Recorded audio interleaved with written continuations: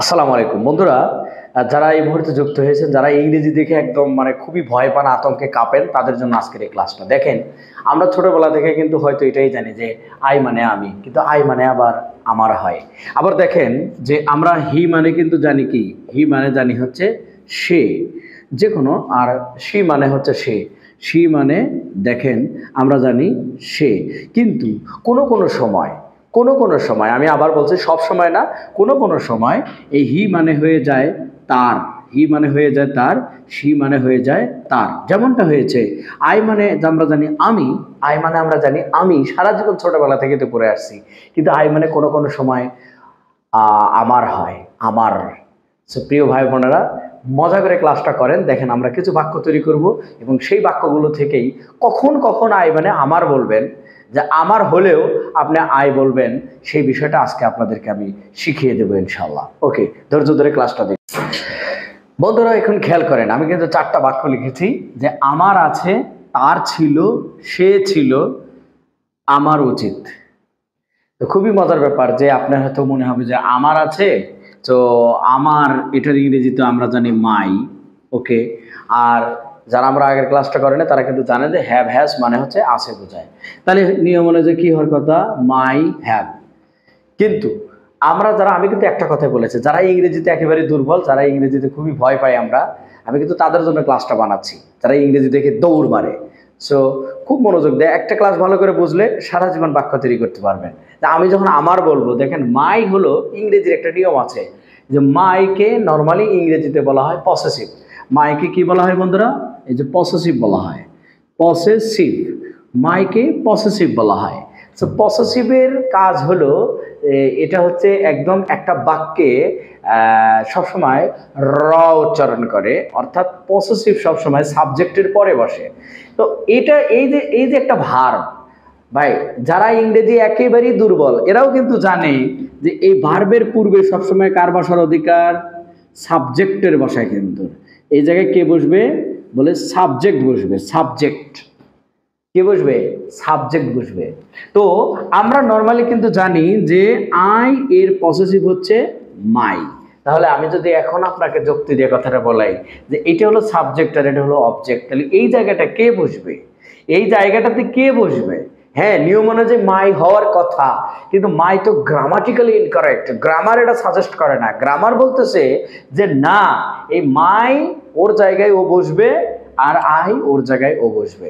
এখন একটা পলিটিক্যাল অনুষ্ঠানে গেছেন, আপনারা জানেন যে রাজনৈতিক একটা অনুষ্ঠানে গেছেন, যে জায়গায় নেতা বসার কথা সেই জায়গায় যা আপনি পাতি নেতা বসে আছেন, তাহলে কানের পরে একটা কইসা চর মারবে না? ঠিক তেমনই এই সাবজেক্টের জায়গায় মনে হচ্ছে যে হ্যাঁ মানে মাই হওয়ার কথা, কিন্তু না, এখানে আমাদের কি বসবে, আই বসবে। বন্ধুরা এই জিনিসটা যদি আমি আপনাকে একটু সংক্ষেপে বলি, কখন বলি, আই, মাই, আই বলেন, হি বলেন, সি বলেন, যতগুলো সাবজেক্ট আছে সবগুলো পসেসিভের মতো আচরণ করে। কখন, যদি এই কটা ভার্ব একটু মনে রাখবেন, এই কটা ভার্ব আমি আবারও লিখে দিচ্ছি আপনাদের, একটু মনোযোগ দিয়ে দেখবেন। হ্যাভ, হ্যাজ,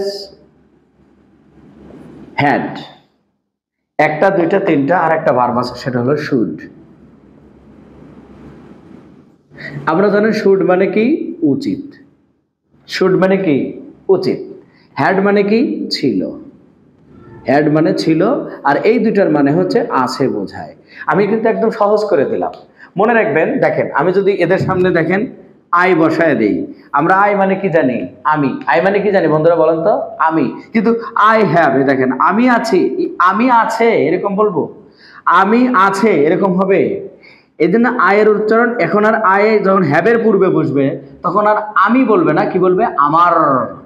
আমার আছে, আমার আছে। যদি হ্যাড দেই তাহলে আমার ছিল, দেখেন কি হবে, আমার ছিল।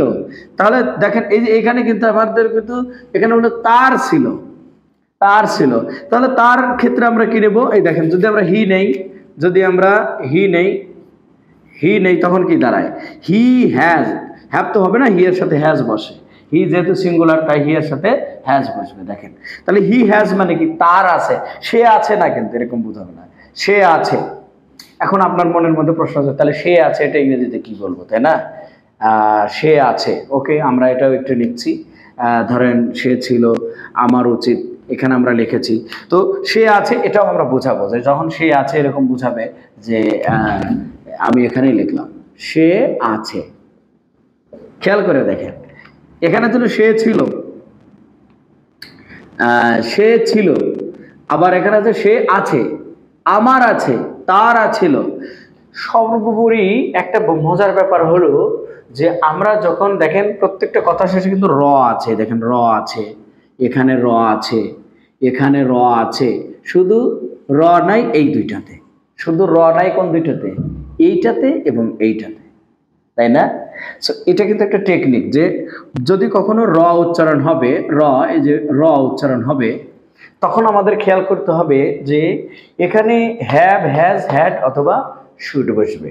কিরকম, যে সাবজেক্টের জায়গায় র থাকার কথা, মানে কিরকম, যে আমার আছে, আচ্ছা তার ছিল, তাহলে আমরা এটা হি নিয়েছি, দেখেন যে হি নিয়েছি, হি, আর এই যে ছিল ইংলিশ হচ্ছে হ্যাড, তার ছিল, ওকে, তাহলে হি হ্যাড। কিন্তু এখানে বলতে কি সে নিজেই ছিল, সে কি, এখানে কি র আছে, র আছে নাই, কিন্তু তখন আমরা কিন্তু এটার ইংরেজি এটা সি নেব বা হিউ নিতে পারি, কিন্তু সেখানে কিন্তু আমরা ওয়াজ দিব। দেখেন এখন আমরা হ্যাড নিতে পারছি না, কারণ এখানে র উচ্চারণ হচ্ছে না, এখানে র উচ্চারণ হচ্ছে না, সেই কারণে আমরা হ্যাড নিচ্ছি না। তবে সবসময় মাথায় রাখবো যে সাবজেক্টের জায়গায় র, এবং এরপরে যদি কখনো আছে বা ছিল এরকম অর্থ দেয়, তখন আমরা অবশ্যই কি নেব, হ্যাভ, হ্যাজ অথবা শুড নেব, হ্যাভ, হ্যাজ অথবা কি নেব, শুড নেব। দেখেন আমি যদি একটু ছোট্ট করে বোঝাই যে এই সেন্টেন্সটা তাহলে কি হবে, দেখেন আমার, আমরা জানি তাহলে আমারের ইংলিশ কি হওয়ার কথা, মাই, তাহলে মাই উচিতের ইংলিশ কি, শুড, এই দেখেন মাই শুড, তাহলে এটাই হওয়ার কথা। কিন্তু ভাই আমি আপনাদের কি বলেছি, সাবজেক্টের জায়গায় সাবজেক্ট বসবে, সাবজেক্টের জায়গায় কি বসবে, সাবজেক্টের জায়গায় সাবজেক্ট বসবে। আমাদের একটা ইংরেজি গ্রামারের একটা রুলস আছে, যে এই জায়গায় আমার, এই জায়গায় মাই, কিন্তু এটা তো শুড, শুড হচ্ছে একটা ভার্ব, তাহলে ভার্বের আগে কেমনে মাই বসে, মাই তো আর সাবজেক্ট না, মাই কি সাবজেক্ট না। এই দেখেন তখন আমাদের কি লিখতে হবে, যে আই শুড। এই জন্য কিন্তু আমি একটা কথা বলেছি, যে শুধুমাত্র আই মানে আমার হবে কখন, যখন ওই যে হ্যাভ, ভালো করে খেয়াল করেন, হ্যাভ, হ্যাজ, হ্যাড এবং শুড, এই কটা সাবজেক্টের আগে, যদি এই কটা ভার্বের আগে যখন আপনার সাবজেক্ট বসে, তখন সে আর অর্থ দেয় না, তখন র উচ্চারণ অর্থ দেয়। যেমন দেখেন আপনি যদি একটু স্ক্রিনে খেয়াল করেন, আই শুড, এটার বাংলা অর্থ কি, আমার উচিত, হি শুড, তার উচিত, দে শুড, তাদের উচিত, উই শুড, উই মানে কিন্তু আমরা, কিন্তু এখানে হবে আমাদের উচিত, র, আমাদের উচিত, আমাদের উচিত। দিস ইজ ভেরি ইন্টারেস্টিং, তাই না? এখন যদি আমি বলি যে হ্যাভ, হ্যাজের একটা নেন, আমার আছে, আই হ্যাভ, আমার হওয়ার কথা ছিল মাই হ্যাভ, কিন্তু না, আই হ্যাভ হবে। সো এইভাবে যদি জাস্ট একটু মনে রাখবেন যে শুড, হ্যাভ, হ্যাজ, হ্যাড, এদের পূর্বে যখন যে কোনো সাবজেক্টই বসুক না কেন, সাথে সাথে সেটা আর ওই আই মানে আমি অর্থ দিবে না, আমার বলবে। তাহলে আমরা দুই একটা বাক্য দিয়ে যদি একটু প্র্যাকটিস করে দেখেন তাহলে কি হবে। সো আমি কিন্তু আপনাদেরকে একটা টেকনিক বলে দিয়েছি, যে যখনই দেখবেন যে এখানে র আছে, সাবজেক্টের জায়গায় র আছে, র আছে, এটাও র আছে, এটাও র আছে, তখন আপনারা জিনিস মনে রাখবেন যে অবশ্যই এদের পরে তার ওই 3-4টা ভার্ব বসবে, হ্যাভ, হ্যাজ, হ্যাড অথবা শুড বসবে। তাহলে এখানে আমাদের যাওয়া উচিত, দেখেন তো আমাদের এর ইংরেজি কি, আওয়ার, আওয়ার মানে কি আমাদের, তাহলে এখানে আওয়ার শুড গো হওয়ার উচিত না, আওয়ার তো সাবজেক্ট না, সাবজেক্টের জায়গায় কে বসবে, তাহলে উই বসবে, দেখেন উই, তাহলে উই, এই উচিতের ইংলিশ কি, শুড, শুড।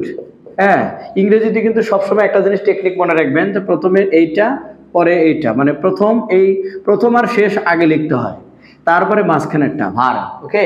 সো আমরা এই জন্য উই মানে আমাদের লিখলাম, এই শুড মানে উচিত লিখলাম, আর যাওয়ার ইংলিশ কি, গো, এই যে উই শুড গো লিখলাম। আবার এটা দেখেন যে তোমার এর ইংরেজি কি, ইয়োর হওয়ার কথা, ইয়োর, কিন্তু না, এখানে কি আছে, উচিত আছে, তাই এখানে ইউই হবে, সাবজেক্টের জায়গায় ইয়োর হবে না, ইউ হবে। সো ইউ লিখলাম, এখন প্রথমটা লিখলাম আর শেষেরটা, তাহলে ইউ শুড, ইউ শুড, এই খাওয়ার ইংলিশ কি, ইট, এই যে দেখেন ইংরেজিতে সবসময় এটা একটা টেকনিক মনে রাখবেন, প্রথমে প্রথমটা, শেষে লিখবো শেষেরটা, তারপরে লিখবো মাঝেরটা। দেখেন এখানে কি বলছে, তার, তার ইংলিশ কিন্তু আমরা জানি কি, দেখেন তার এর ইংরেজি কি, এই যে হিজ মানে কিন্তু তার, হিজ মানে তার, কিন্তু হিজ কি আমরা লিখবো না, সাবজেক্টের জায়গাতে হিজ লেখা যাবে না, এখানে হি হবে, এখানে হি হবে। তাহলে এখানে কি আছে, আছে, তাহলে হি এর সাথে আছে, এই যে প্রথমটা লিখলাম, এটা লাস্টেরটা লিখবো, তার আছে, তাহলে কি লিখবো, হি হ্যাজ, এই দেখেন হি হ্যাজ কি আছে, এ বুক, এ বুক।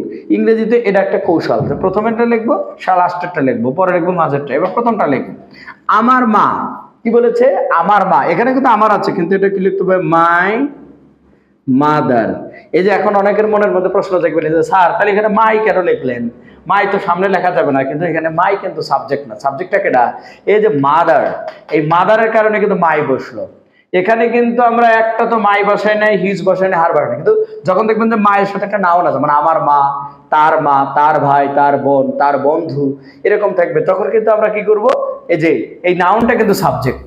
তাহলে আমরা কি লিখবো, যে মাই মাদার, মাই মাদার কি লিখবো, রান্না করা উচিত, এই যে শুড, এই যে শুড লিখলাম, শুড কুক, শুড কি cook, my mother should cook.